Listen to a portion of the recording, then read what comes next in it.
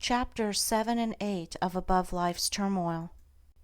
Above Life's Turmoil by James Allen. Chapter 7. Belief, the basis of action. Belief is an important word in the teachings of the wise, and it figures prominently in all religions. According to Jesus, a certain kind of belief is necessary to salvation or regeneration, and Buddha definitely thought that the right belief is the first and most essential step in the way of truth. As without right belief there cannot be right conduct, and he who has not learned how to rightly govern and conduct himself has not comprehended the simplest rudiments of truth. Belief, as laid down by the great teachers, is not belief in any particular school, philosophy, or religion, but consists of an attitude of mind determining the whole course of one's life. Belief and conduct are, therefore, inseparable, for the one determines the other. Belief is the basis of all action, and this being so, the belief which dominates the hearts or minds is shown in the life. Every man acts, thinks, lives in exact accordance with the belief which is rooted in his innermost being.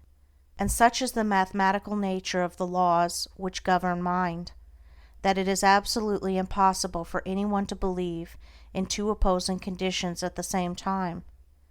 For instance, it is impossible to believe in justice and injustice, hatred and love, peace and strife, self and truth. Every man believes in one or the other of these opposites, never in both, and the daily conduct of every man indicates the nature of his belief. The man who believes in justice, who regards it as an eternal and indestructible principle, never boils over with righteous indignation, does not grow cynical and pessimistic over the inequalities of life, and remains calm and untroubled through all trials and difficulties. It is impossible for him to act otherwise, for he believes that justice reigns, and that, therefore, all that is called injustice is fleeting and illusory. The man who is continually getting enraged over the injustice of his fellow man, who talks about himself being badly treated, or who mourns the lack of justice in the world around him, shows by his conduct, his attitude of mind, that he believes in injustice. However he may protest to the contrary, in his inmost heart he believes that confusion and chaos are dominant in the universe, the result being that he dwells in misery and unrest, and his conduct is faulty. Again, he who believes in love, in its stability and power, practices it under all circumstances, never deviates from it, and bestows it alike upon enemies as upon friends. He who slanders and condemns, speaks disparagingly of others, or regards them with contempt, believes not in love, but hatred. All his actions prove it, even though with tongue or pen he may eulogize love. The believer in peace is known by his peaceful conduct. It is impossible for him to engage in strife. If attacked, he does not retaliate, for he has seen the majesty of the angel of peace, and can no longer pay homage to the demon of strife. The stirrer-up of strife, the lover of argument, he who rushes into self-defense upon any or every provocation, believes in strife, and will have naught to do with peace. Further, he who believes in truth renounces himself. That is, he refuses to center his life in those passions, desires, and characteristics which crave only their gratification, and by thus renouncing, he becomes steadfastly fixed in truth, and lives a wise, beautiful, and blameless life. The believer in self is known by his daily indulgences, gratifications, and vanities, and by the disappointments, sorrows, and mortifications which he continually suffers. The believer in truth does not suffer, for he has given up that self which is the cause of such suffering. It will be seen by the foregoing that every man believes either in permanent and eternal principles directing human life towards law and harmony, or in the negation of those principles, with the resultant chaos in human affairs and in his own life. Belief in the divine principles of justice, compassion, love constitutes the right belief laid down by Buddha as being the basis of right conduct, and also the belief unto salvation as emphasized in the Christian scriptures, for he who so believes cannot do otherwise than build his whole life upon these principles, and so purifies his heart and perfects his life. Belief in the negation of this divine principle constitutes what is called, in all religions, unbelief, and this unbelief is manifested as a sinful, troubled, and imperfect life. Where there is right belief, there is a blameless and perfect life. Where there is false belief, there is sin, there is sorrow, the mind and life are improperly governed, and there is affliction and unrest. By their fruits ye shall know them. There is much to talk about belief in Jesus, but what does belief in Jesus mean? It means belief in his words, in the principles he enunciated and lived, in his commandments, and in his exemplary life of perfection. He who declares belief in Jesus, and yet is all the time living in his lusts and indulgences, or in the spirit of hatred and condemnation, is self-deceived. He believes not in Jesus. He believes in his own animal self. As a faithful servant delights in carrying out the commands of his master, so he who believes in Jesus carries out his commandments, and so is saved from sin. The supreme test of belief in Jesus is this: do I keep his commandments? And this test is applied by St. John himself in the following words: He is that saint, I know him, Jesus, and keepeth not his commandments, is a liar, and the truth is not in him. But whose keepeth his word, in him verily is the word of God perfected. It will be found after a rigid and impartial analysis that belief lies at the root of all human conduct. Every thought, every act, every habit is the direct outcome of a certain fixed belief, and one's conduct alters only as one's belief are modified.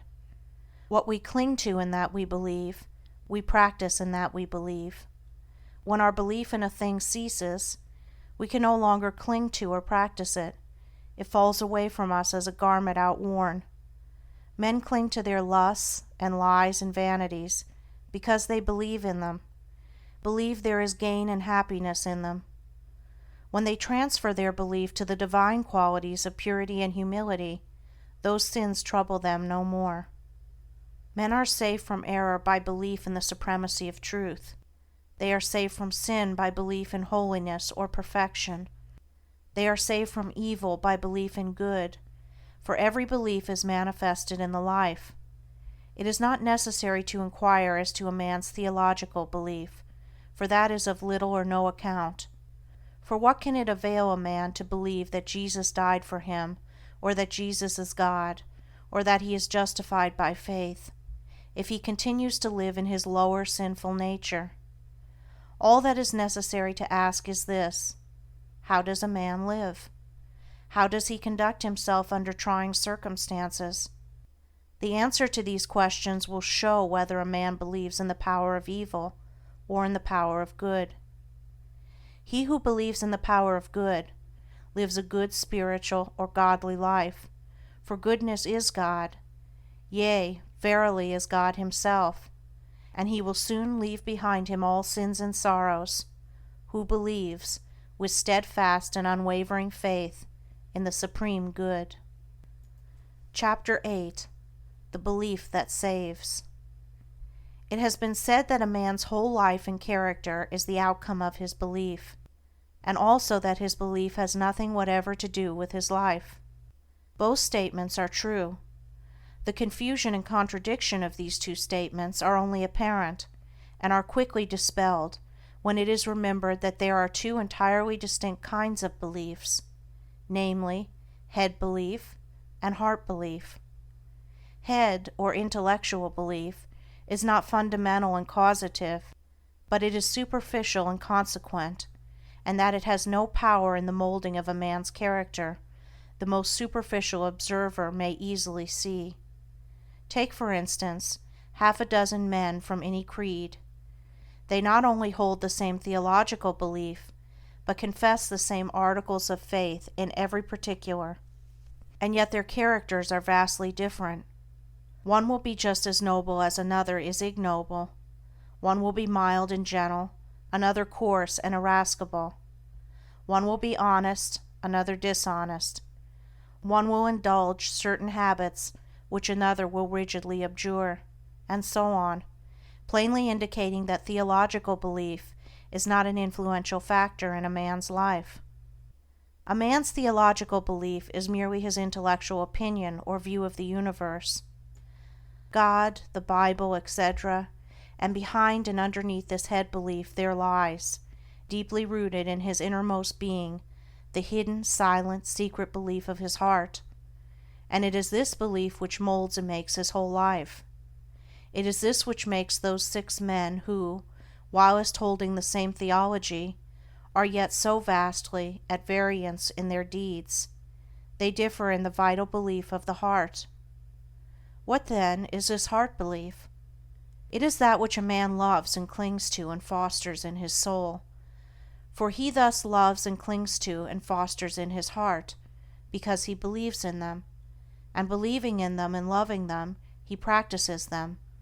Thus is his life the effect of his belief, but it has no relation to the particular creed which comprises his intellectual belief.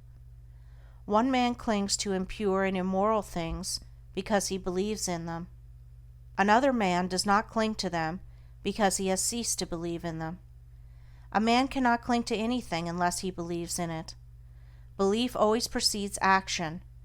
Therefore a man's deeds and life are the fruits of his belief. The priest and the Levite who passed by the injured and helpless man held no doubt very strongly to the theological doctrines of their fathers. That was their intellectual belief, but in their hearts they did not believe in mercy, and so lived and acted accordingly. The Good Samaritan may or may not have had any theological beliefs, nor was it necessary that he should have, but in his heart he believed in mercy, and acted accordingly. Strictly speaking, there are only 2 beliefs which vitally affect the life, and they are belief in good and belief in evil.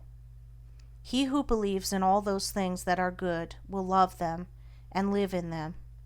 He who believes in those things that are impure and selfish will love them and cling to them. The tree is known by its fruits. A man's beliefs about God, Jesus, and the Bible are one thing. His life, as bound up in his actions, is another.